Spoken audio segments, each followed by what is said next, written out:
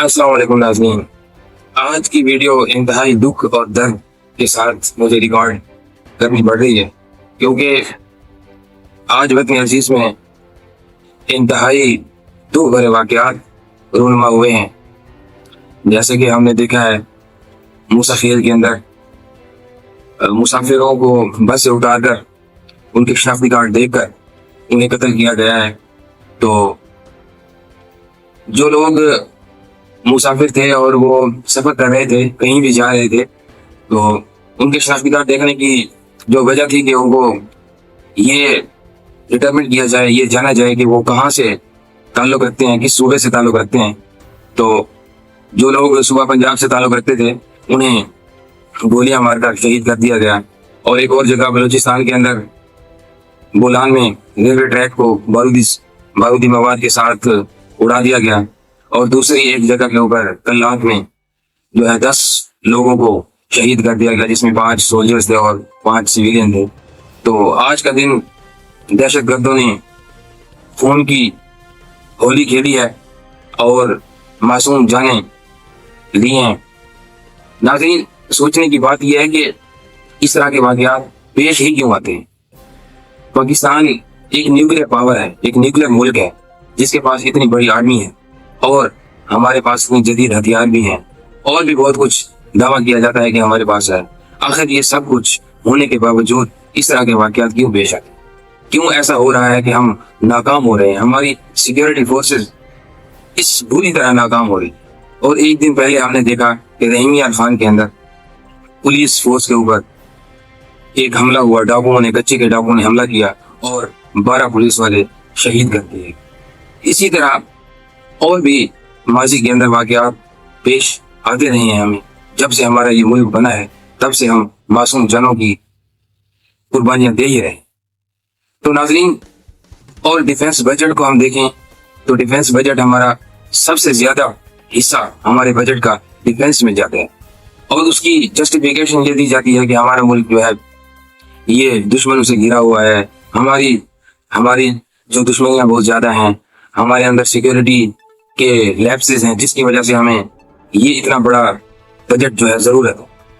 تو ناظرین، اب ہم اس کو کس طرح سمجھیں، کیسے سمجھیں؟ ہم عام شہری جو پاکستان کے اندر رہتے ہیں، ان چیزوں کو کیسے اپنی ذہن کے اندر بٹھائیں کہ یہ واقعات کیوں پیش آ رہے ہیں، کیوں معصوم جانوں کا نذرانہ دیا جا رہا ہے ہر جگہ کے اوپر؟ ناظرین، ہمارا ملک ایک بہت بڑے دشمن کے ساتھ ہم بیٹھے ہوئے ہیں، جیسے کہ انڈیا۔ میں انڈیا کی بات کر رہا ہوں کہ انڈیا جو ہے وہ ہمارا دشمن ہے، اور وہ ہمیشہ سے ہمیں نقصان پہنچانے کی طاق میں رہتے، اور ایران کی طرف سے جو بارڈر ہے ہمارا وہ انسیکیور ہے، اور افغانستان کی طرف سے بھی بارڈر ہمارا انسیکیور ہے، اور بھی اندر سے جو ہمیں کمزور کرنے کے لیے جو بعض اوقات تحریکیں چلائی جاتی ہیں، جیسے کہ اب اس واقعے کے اندر بتایا جا رہا ہے کہ BLA جو کہ بلوچستان لبریشن آرمی کے نام سے ایک تحریک ہے، جو علیحدگی پسند ہے، انہوں نے یہ کام کیا ہے۔ ناظرین، اب ایک عام شہری پاکستان کے اندر وہ تو پریشان ہوتا ہے کہ کیا میں بھی محفوظ ہوں اس ملک کے اندر یا نہیں؟ تو اب یہ بات سوچنے کی ہے۔ تو ناظرین، سوچنے کی اس کو ہم اس طرح سمجھ سکتے ہیں کہ ہماری یہ انتہائی ناکامی ہے سیکیورٹی کی، کہ ہم اس طرح کے واقعات کو روکنے میں ناکام ہیں۔ ہمارے سولجرز، ہمارے فوجی جوان شہید ہوتے ہیں، ہمارے پولیس والے شہید ہوتے ہیں۔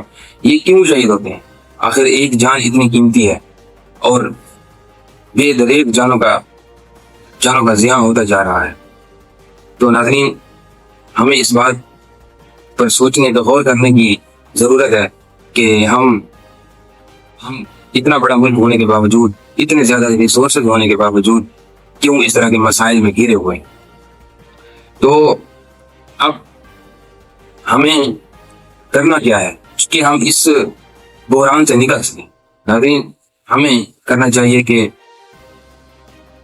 ہم وہ جدید اکوپمنٹ لیں جو کہ سیکیورٹی کے لیے استعمال ہوتا ہے۔ ہمیں اپنا بارڈر افغانستان کی طرف سے سیکیور کرنا چاہیے، اور اپنے ہمسایہ ممالک جو بھی ہیں، خاص طور پہ ایران اور افغانستان، ان کے ساتھ مذاکرات کر کے وہاں سے جو انٹروژن ہو رہی ہے، وہاں سے جو مداخلت ہو رہی ہے، وہاں سے جو دہشت گرد پاکستان کے اندر آ کر دہشت گردانہ سرگرمیاں کرنے کے بعد پھر وہ واپس چلے جاتے ہیں، وہاں بھاگ جاتے ہیں، وہاں پہ انہوں نے سینکچریز بنائی ہوئی ہے، وہاں سیف ہیونس بنائے ہوئے جو استعمال کرتے ہیں، اور ہم پاکستان کے اندر اس طرح کے ایکٹیویٹیز کرنے کے بعد وہ بھاگ جاتے ہیں۔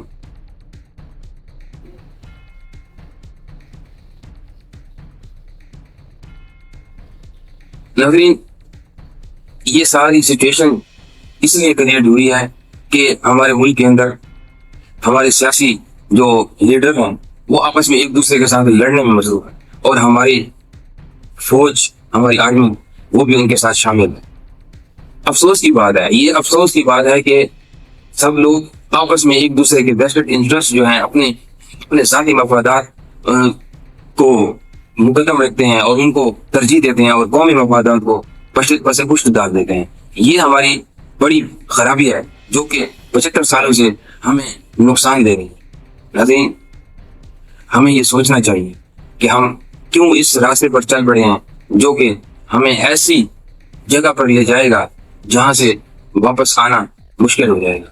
ادھر سے IMF ہمیں قرضہ نہیں دیتا، ادھر سے ہماری سیکیورٹی کے یہ حال ہے کہ ہماری طرف سے ہر روزانہ دہشت گرد قسم کے واقعات ہو رہے ہیں جس میں نقصان ہو رہا ہے، اور یہ پوری دنیا کے اندر، انٹرنیشنل میڈیا کے اندر آج پورا دن یہ خبر چلتی رہی ہے، الجزیرہ میں اور CNN میں، فاکس نیوز میں، اور بھی بہت ساری جو انٹرنیشنل نیوز ہیں، BBC اور بھی جو ABC نیوز، جتنے بھی یہ انٹرنیشنل میڈیا کے چینلز ہیں، سب میں یہ نیوز چلائی گئی۔ تو اب آپ بتائیں کہ ہماری اکانومی کیسے ٹھیک ہوگی؟